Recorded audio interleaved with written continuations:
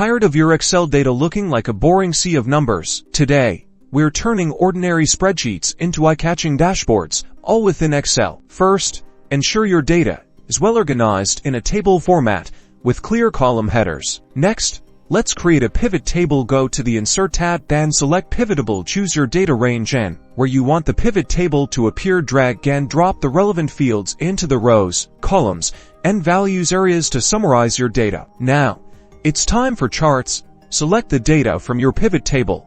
Then go to the Insert tab and choose a chart type that best represents your data. Customize your chart by adding titles, labels, and legends. Use the Chart Design tab to change colors and styles. To create calculated fields, go to the Pivotable Analyze tab, select Fields, Items, and Sets, and then Calculated field. Enter your formula and add the new field to your pivot table.